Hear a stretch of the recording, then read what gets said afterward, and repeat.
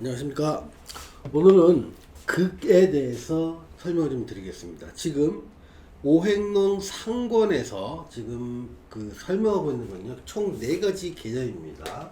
그러니까 생이라는 거와 극이라는 것, 그리고 재라는 거와 화라는, 보통 이걸 한 번에 그냥 읽을 때 생극 재화, 생극 재화, 이렇게 고전에서는 많이 쓰이고 있고, 기본적으로 오행론이다 그러면 보통 생극재화의 이론을 아는 것, 예로 지금 정의할 수가 있는 거죠. 그래서 지금 현재는 생에 대한 생을 갖다 생과 상생에 대한 개념의 설명과 응용 방법, 활용 방법을 갖다가 앞에서 쭉 설명을 좀 드렸습니다. 자, 오늘부터는요, 극에 대한 개념과 극 대신에 또 상극이라는 개념도 있습니다. 이 상극이라는 개념을 좀 설명을 할까 합니다. 그런 다음에 그래서 지금 전반적으로 강의할 내용이 극에 대한 개념을 먼저 설명할 것이고요. 두 번째는 이 생이나 극을 활용해서 육친과 식성으로 분화시키는 방법에 대해서 학습을 할 겁니다. 그리고 그것들의 해석이 육친론이 되는 겁니다. 여기에요. 그리고 보통 우리가 육친은 알고 있지만 팔자를 볼 때 육친이 빨리빨리 적용 안 되는 경우가 굉장히 많습니다. 이거에 익숙해질 때까지는요, 상당한 시간이 좀 걸립니다. 그러다 보니까 좀 육친을 좀 빨리 찾는 방법이라는 것을 오행 배치도를 통해서 좀 알아보도록 하겠습니다. 자, 먼저 극에 대해서, 극의 개념에 대해서 좀 설명할까 합니다. 그러니까 우리가 오행론을 세고 머리에 떠올릴 때는 항상 오각형을 좀 떠올릴 필요가 있습니다. 이렇게 오각형이요. 얘가 목, 화, 토, 금, 수가 있고요. 근데 상생은 항상 이렇게 상생을 말할 땐 이런 식으로 생을 설명할 때 양쪽을 다 움직이는 게 상생의 개념도고, 목에서 화로 가는 게 시간적 개념으로 생의 개념이다라는 걸 여러 번 말씀을 드렸습니다. 똑같이 여기 생의 개념이라면 극의 개념도 이렇게 똑같이 오각형으로 볼 수가 있습니다. 토, 금, 수로요. 그래서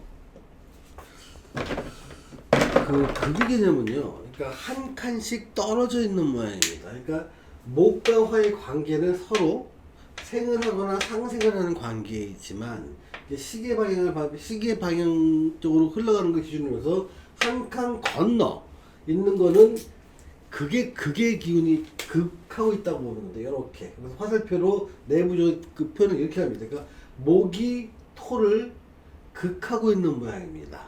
그래서 요거를 목, 극, 토 이렇게 씁니다. 그리고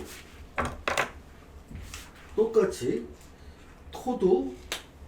토라는 놈이 한 칸, 두 칸 한 칸을 건너면 여기가 여기서 요걸 극하는 있는 모양입니다. 요걸 갖다가 토가 극을 한다, 수를 극한다 설명하는 거고요. 그 다음에 수에서 똑같이 한 칸, 두 칸을 지나가다 보면 수가 뭐를 극한다? 화를 극한다. 그 다음에 똑같이 화라는 놈은 뭐를 극한다? 화는 극한다, 금을 극한다. 그리고 금은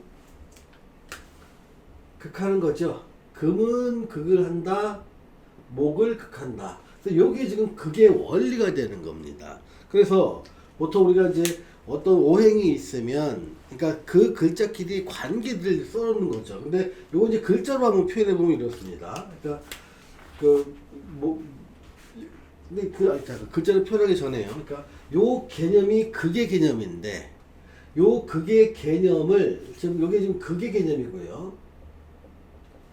요거랑 상극의 개념을 좀 집어넣을 수가 있는 거죠. 상극도 마찬가지로 화살표에서 요거 서로 이렇게 하나가 일방적으로 극을 하는 게 아니라 요 둘의 관계는 서로 극의 관계라고 생각을 하면 됩니다. 그래서 화가 만약 화극금이라고 하면 화만 금을 극하는 게 아니라 금도 그걸 한다. 뭐를? 화를 거꾸로. 그러니까 여기서도 극의 관계가 서로 둘 다가 같이 상호 극한다고 생각을 하시면 됩니다. 그런데 극한다는 개념은 기본적으로 나중에 알게 됐지만 음양 개념이 됩니다. 예를 들면, 그러니까 우리가 지금 그 목화 토금수의 음양을 아주 크게 나누면요. 그러니까 목과 화를 갖다가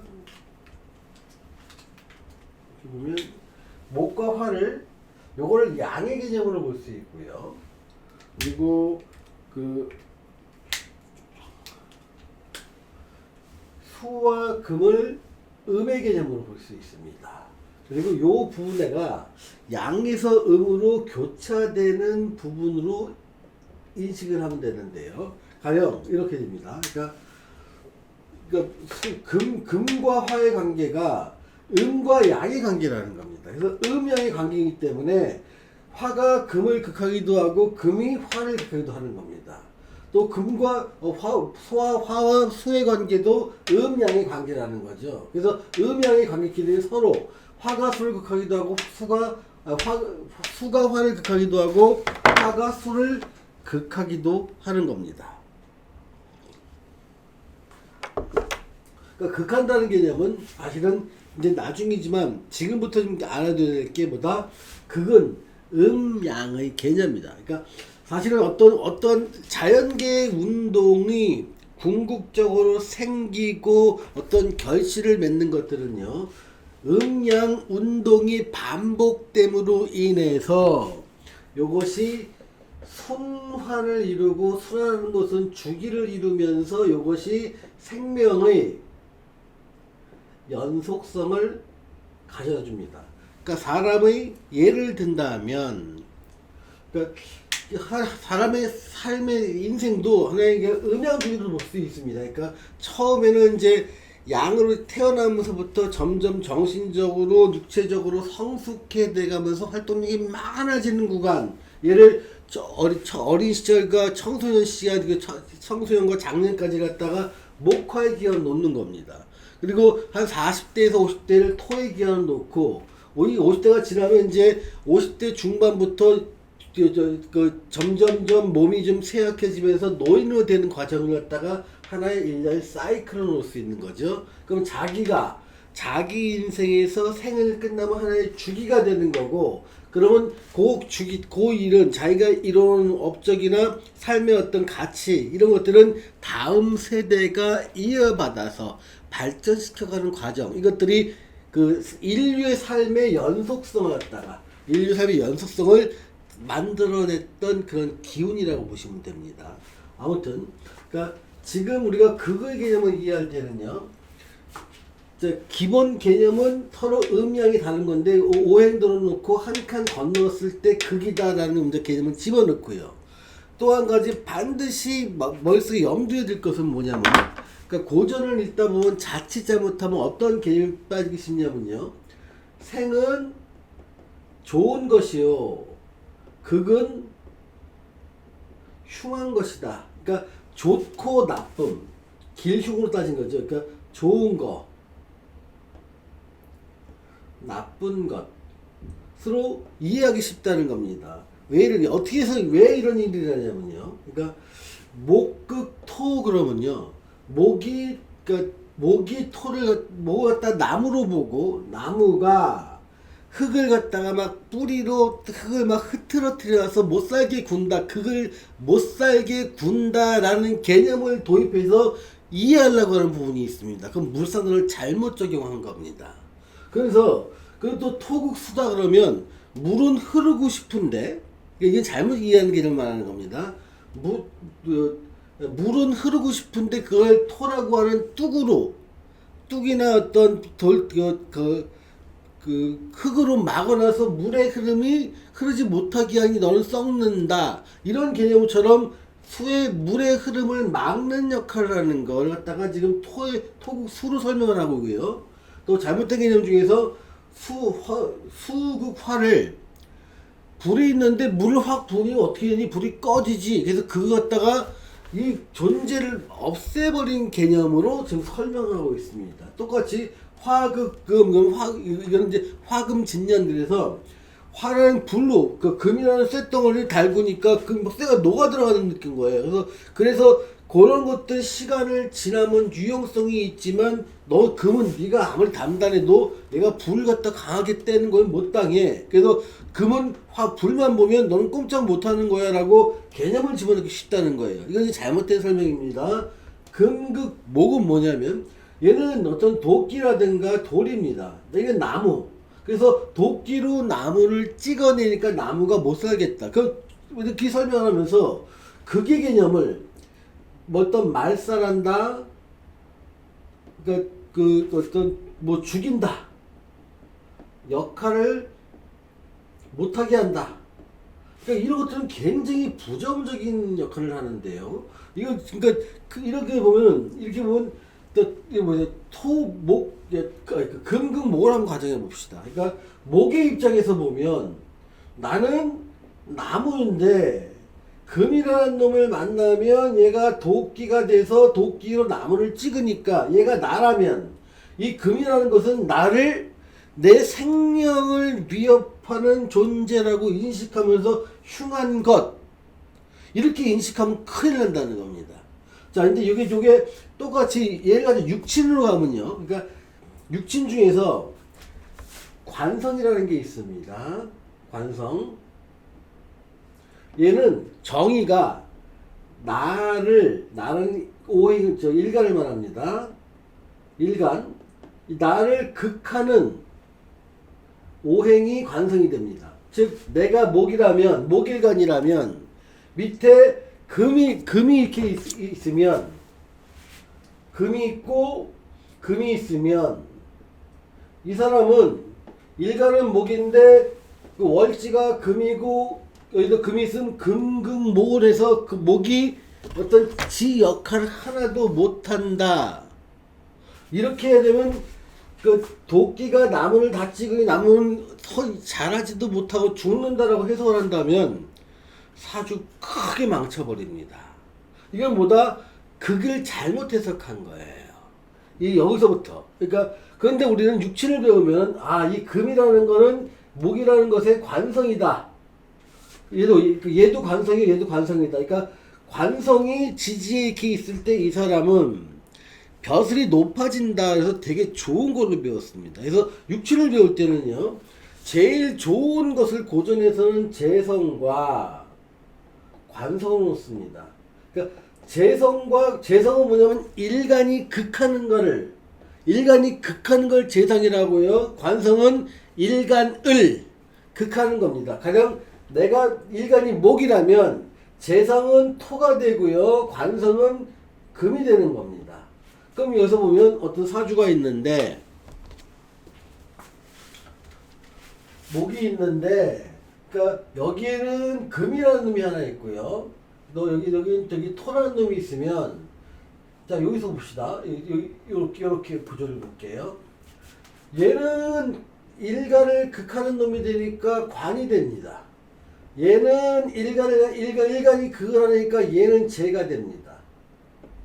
그러면 이런 사주를 극과 극이 있으니까 나쁘다라고 보는 사람은 한 명도 없습니다. 육친으로 들어가면요. 다 보면 요거 딱 글자를 놓을게요. 만약에 갑이 있다. 그러면 여기 갑 진이 나올 수도 있고 여기 신이 나올 수도 있지 않습니까? 이렇게.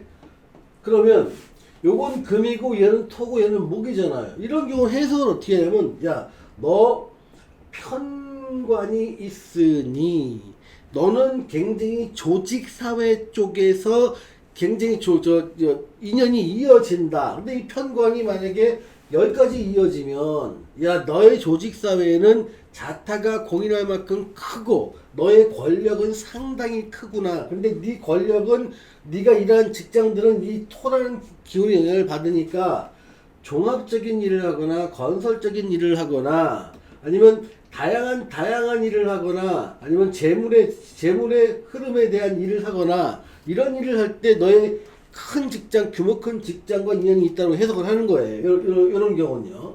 그러면 종합적인 일 중에서 어떤 종합적인 일과 재물을 다루는 일 중에서 큰 기업이 어디냐?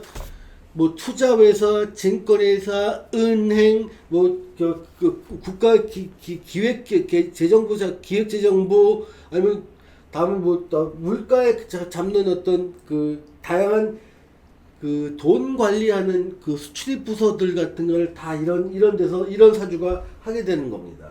만약에 건설을 한다면 종합 건설 쪽을 하면서 규모가 크니까 글로벌 기업의 종합 건설 위치를 차지하고 있는 그런 회사와 너는 인연이 있다고 해석을 하는데, 보세요. 얘는 여기서 관이 있어 좋고 여기서 재가 있어 좋다고 분명히 설명을 하는데, 오행론을 배울 때는 유독 극이 나쁘다라고 평가를 하는 겁니다.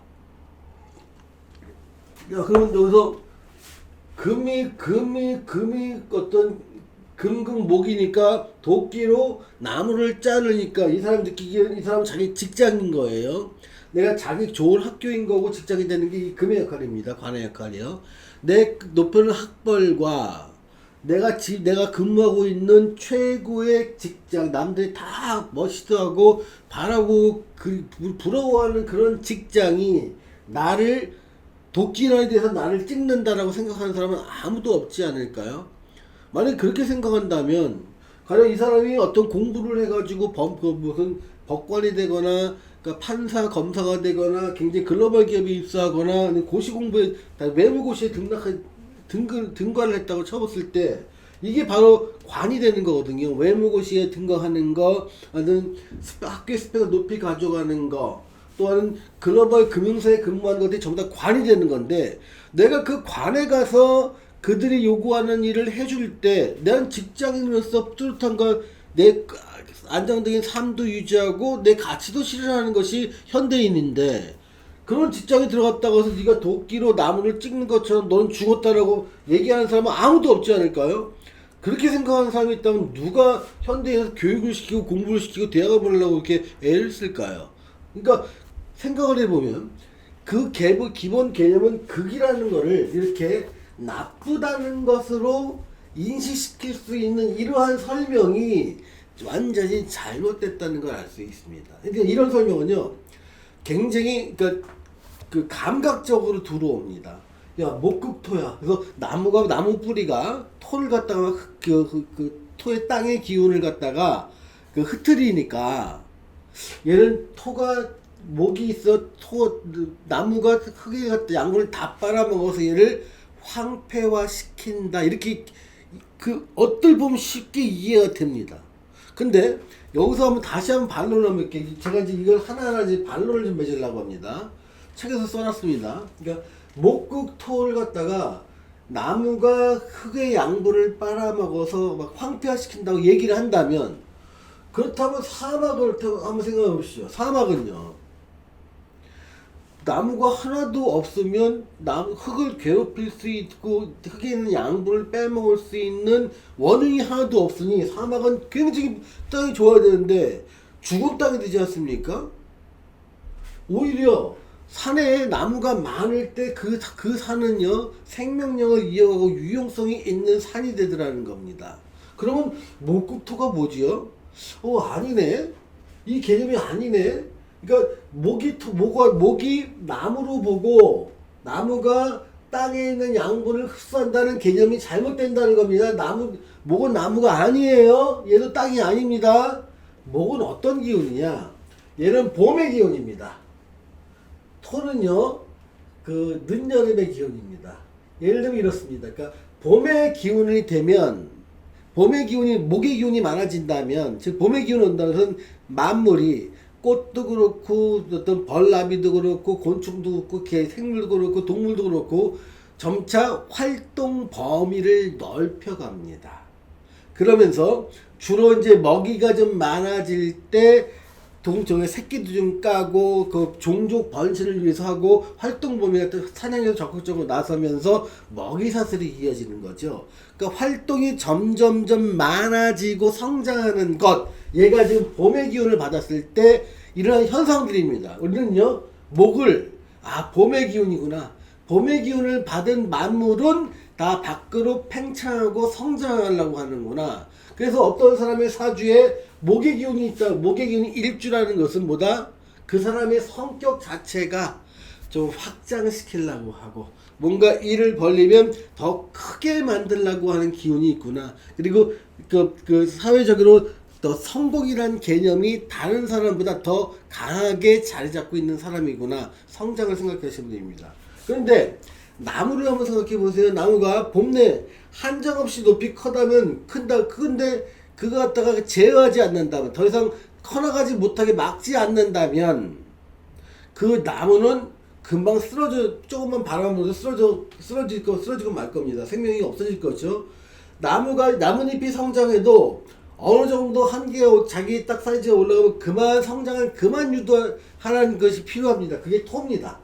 예를 들면 자동차라고 하면, 자동차가 목의 기운을 받으면요, 그러니까 목의 기운을 받으면 가속도가 붙습니다. 그러니까 제로부터 시작해서 10km, 20km, 30km, 40km 점점 이 속도가 올라가는 때가 어떤 그 목의 기운이라고 보고요. 한 100km에서 쭉 가고 있다. 그걸 토의 기운으로 보면 됩니다. 그러면 토의 기운은 뭐다? 더 이상 가속도가 그러니까 자동차가 달리고는 있지만 더 이상 가속도가 붙지 않게 꽉 잡아주는 역할이 토의 역할이라는 거죠. 그러면 토는 뭐냐면 목이 한정없이 뻗어나가는 것을, 자 이제 여기서 그만 뻗어나가고 실속을 챙기자라고 다독거리는 기운이 토입니다.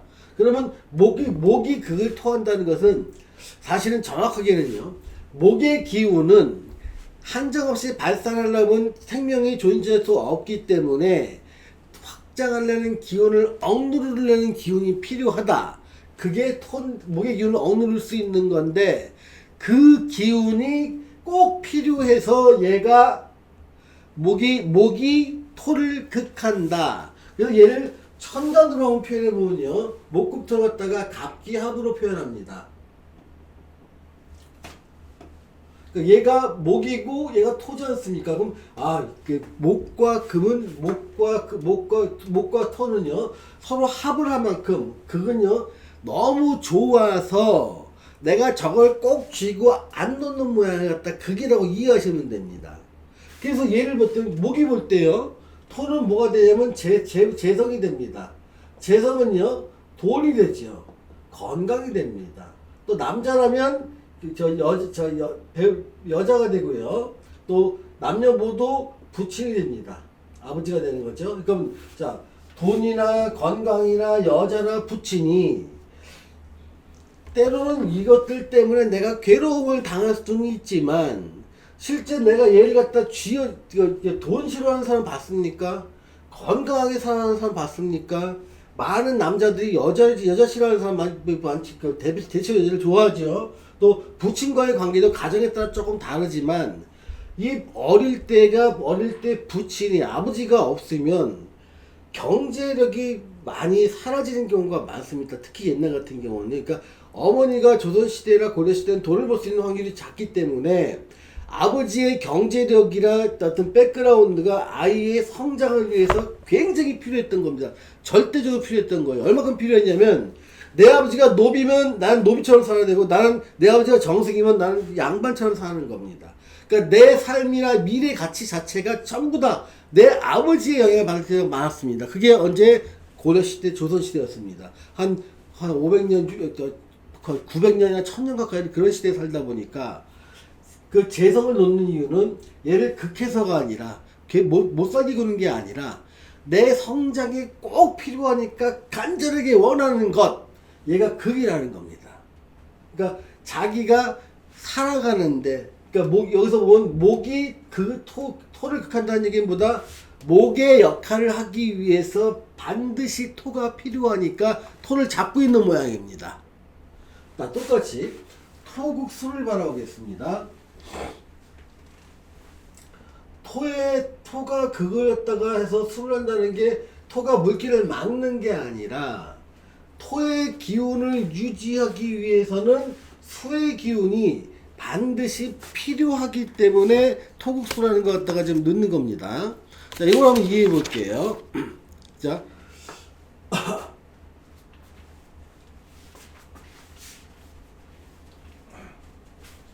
토국수를 한번 얘기해 볼게요. 자, 토국수는요. 그러니까 어떤 그 기운을 갖다 이제 그 토는 토다, 얘는 물이다 이런 게 아니라 어떤 기운을 어떠한 기운을 받았다는 설명을 한번 해볼게요. 그러니까 물방울을 한번 볼게요. 물이 있어요. 물이 목의 기운을 받잖아요. 그럼 얘는 아지랑이가 됩니다. 그러니까 봄에 이렇게 보면 들판에 보니까 아지랑이가 살짝 피어오르는 모양을 볼 수 있습니다. 이건 뭐다?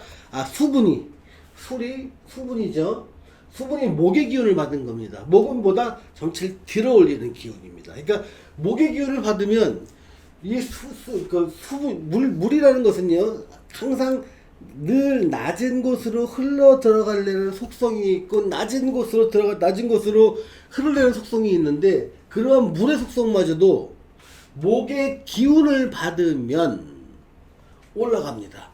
증발을 합니다.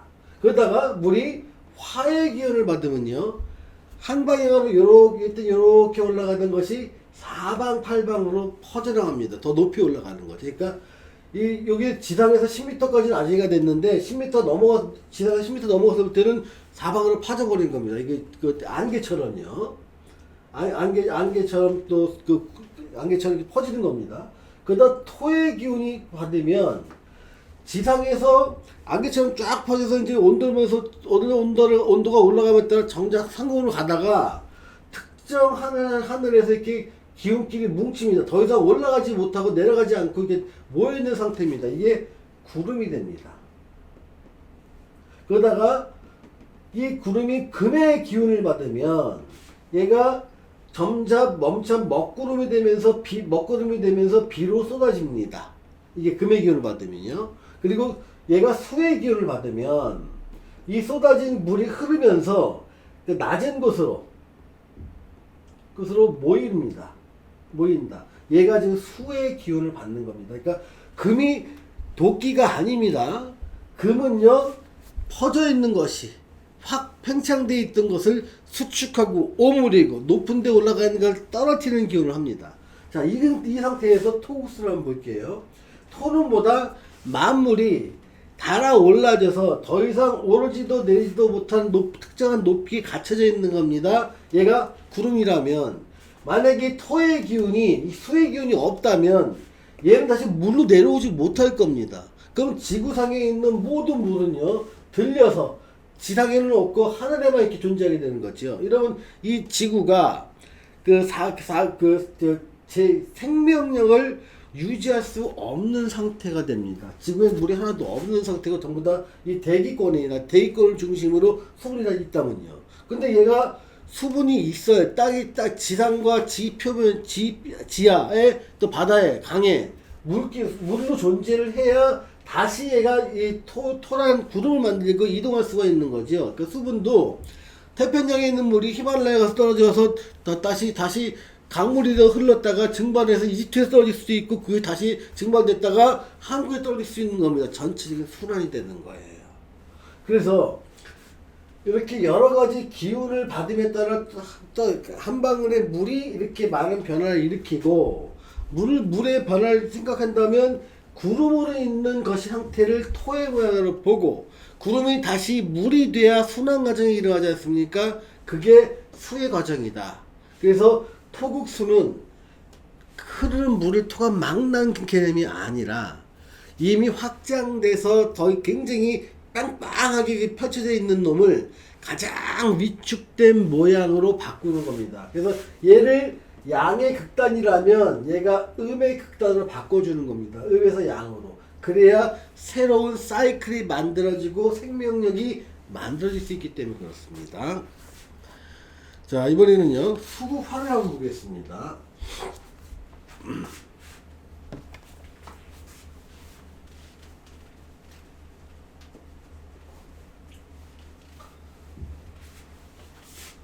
자, 그 화를 뭐가 냐면, 그러니까 불이 장작불이 있는데 얘를 바구니에 물로 얘를 푹 붓는다. 그럼 꺼진다. 피식하고 이렇게 했으면 절대로 안 됩니다. 얘는 그 휴식의 개념이라고 생각하면 됩니다. 그러니까 모든 것이 수의 기운이 들어오면 휴식을 합니다. 그리고 어떤 수축을 합니다. 그리고 보호를 하게 되고요. 그리고 그 수동적이 됩니다. 모든 것이 화의 기운을 받으면요, 활동을 하게 됩니다. 그리고 발산을 하게 됩니다. 그리고 그 적극성을 띠게 됩니다. 그리고 능동적인 활동을 하게 됩니다.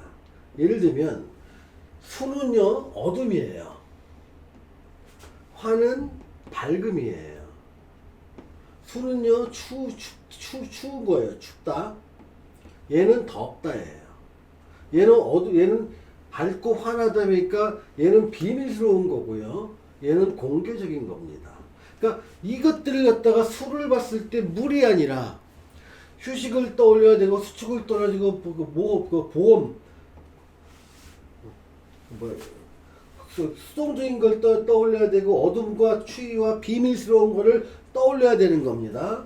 화를 봤을 때 적극적인 활동과 적극적인 발산, 능동, 밝음, 공개적인 거, 더운 걸 떠올리는 거예요. 그러면 수라는 것이 어떤 수라는 것이 있으면 수가 사람이 생활했던 어떤 자연계가 됐든 이러한 모습으로 자연계가 수의 모습으로 있을 때는 겨울이에요.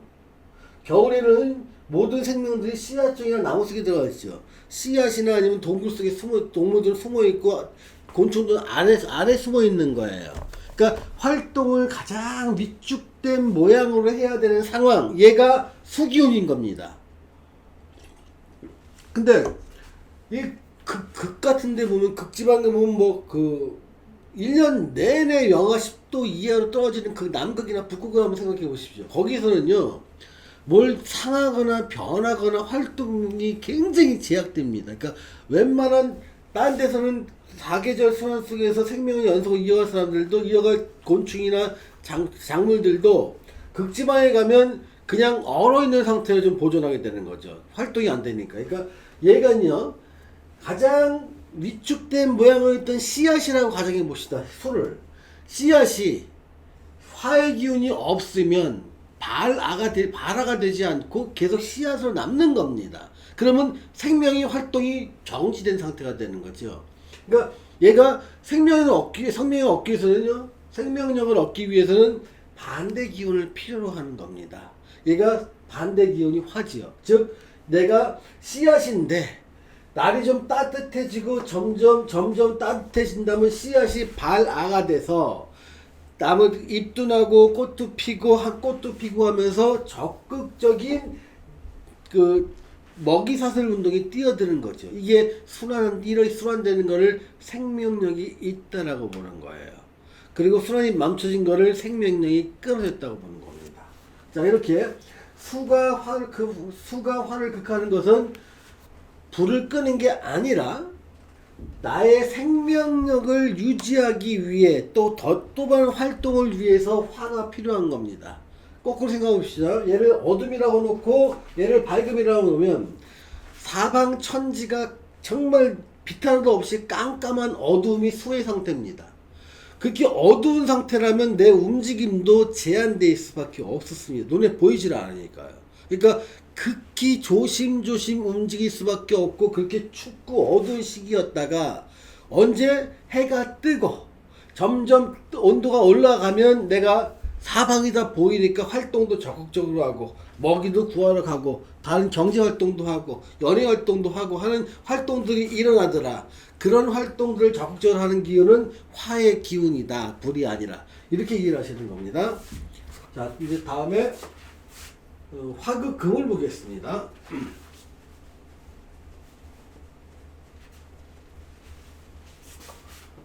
자, 금을 볼게요. 여기서 지금요, 화는요, 어떤 꽃이라고 보면 됩니다. 꽃이 피하는 거예요. 활동이 적극적인 겁니다. 모든 것이 공개되고 노출되어 있는 겁니다. 근데 다양한 적극성을 홍보 기능도 하고요. 현대를 보면요. 그러니까 나를 드러내는 기운입니다.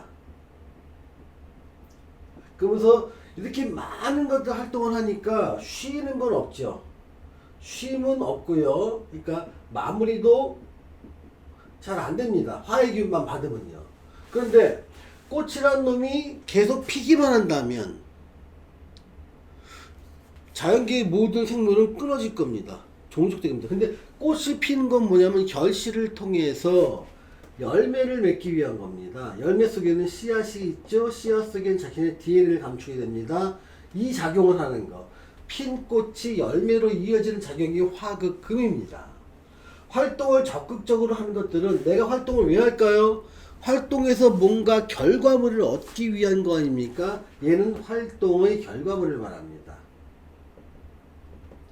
가령 여름에 굉장히 그 활동이 적극적으로 피하는 모습이 보면 그 들판에 벼가 무럭무럭 자라는 거, 감나무에 감이 주렁주렁 열리는 거, 그 배나무가 사과나무도 작은 씨앗, 작은 결실들이 점점 커가는 것들이 뭐다?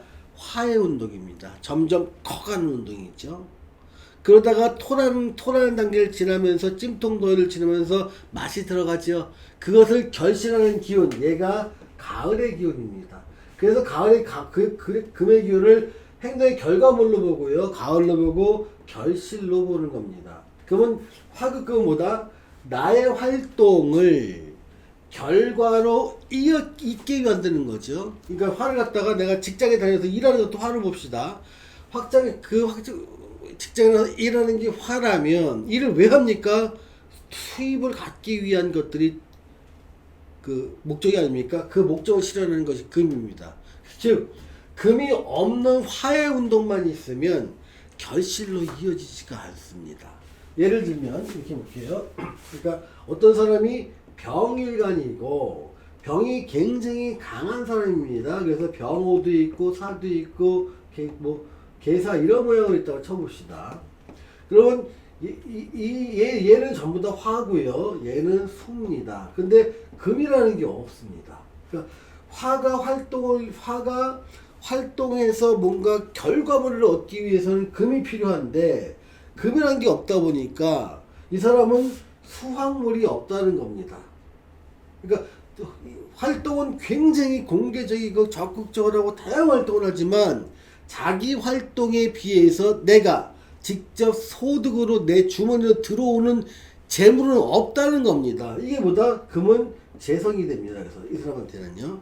그러니까 활동은 많지만 내 돈이 지금 정말 나한테 들어온 돈이 없으니 몸은 바쁘게 부산한데 주머니는 비었구나. 이게 이 사람의 사주를 갖다 감명하는 방법입니다.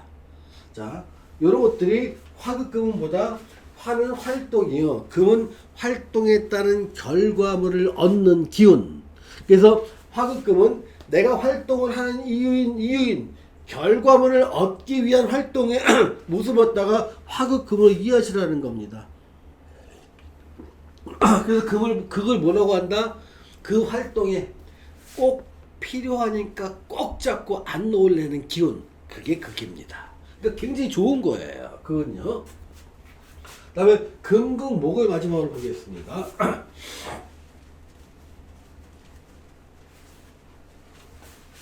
자, 목은요, 얘는 결실의 기운입니다.